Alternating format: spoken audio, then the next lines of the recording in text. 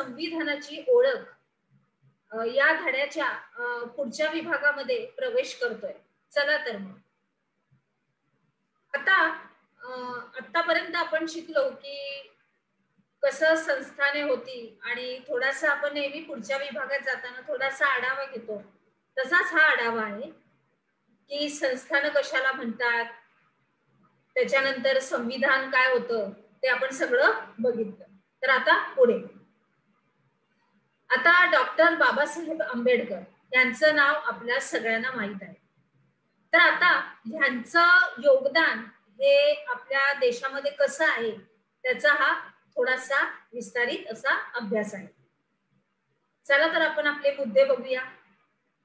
तर डॉक्टर बाबासाहेब आंबेडकर हे मसुदा समितीचे अध्यक्ष होते.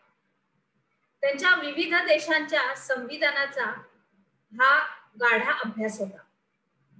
म्हणजे अगदी मजबूत असा अभ्यास त्यांनी तो केला होता आणि त्यांनीच आपलं संविधान हे लिहिलेलं आहे आणि त्याच्याप्रमाणे ते मसुदा समितीचे अध्यक्ष सुद्धा होते. म्हणजे काय तर ते एक विचारवंत, अतिशय हुशार आणि अतिशय एक तज्ञ असे ओळखले जायचे. त्यांनी अहोरात्र अभ्यास आणि चिंतन करून हा संविधानाचा मसुदा तयार केला.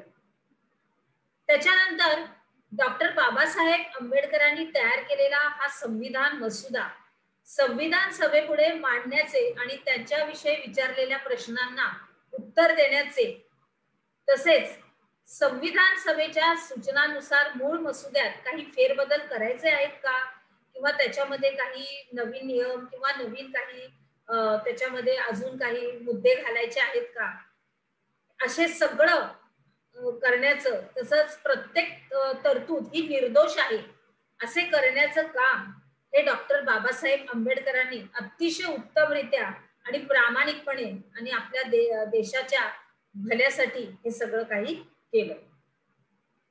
त्याच्यानंतर भारताच्या संविधान निर्मितीतील या त्यांच्या अतिशय महान अशा योगदानामुळे त्यांना भारतीय संविधानाचे शिल्पकार असे म्हटलं जातं. काय म्हटलं जातं? शिल्पकार. त्यांचं चित्र आपण बघतोच आहे, उजव्या बाजूला आहे.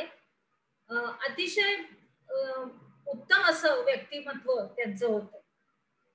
आता पुढे आता संपूर्ण संविधान लिहून पूर्ण झाल्यानंतर संविधान सभेने त्यास मान्यता दिली, कारण त्याच्यामध्ये काहीही असं नव्हतं जे कोणी फेटाळून लावू शकेल किंवा त्याच्यामध्ये काही चुका काढू शकेल. तर ते अतिशय विचारपूर्वक असं लिहिलं गेलेलं होतं.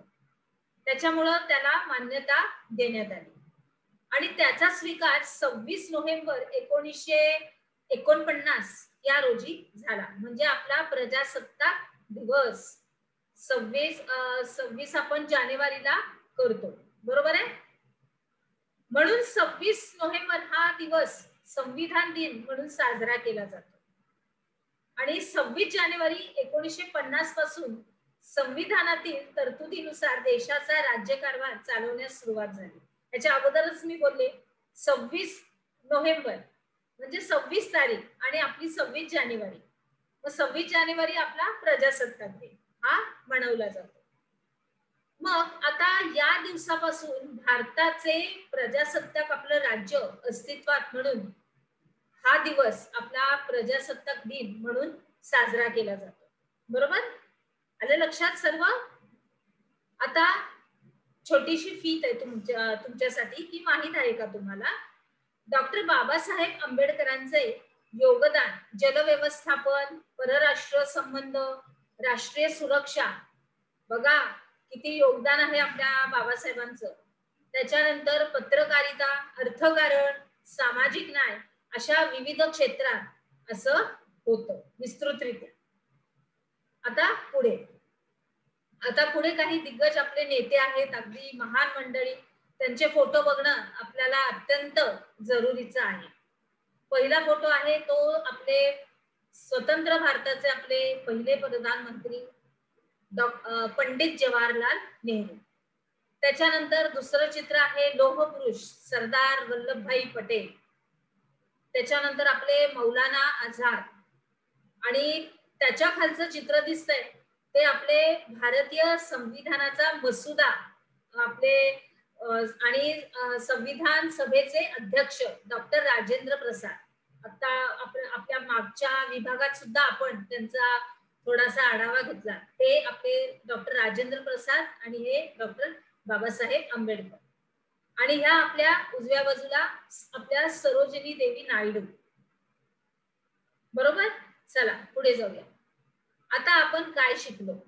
डॉक्टर बाबासाहेब आंबेडकर यांना भारतीय संविधानाचे शिल्पकार असं का म्हणतात. मसुदा समितीचे अध्यक्ष कोण होते. 26 जानेवारी हा दिवस आपण प्रजासत्ताक दिन म्हणून का साजरा करतो. चला तर आता आपण आपल्या पुढच्या विभागात प्रवेश करूया.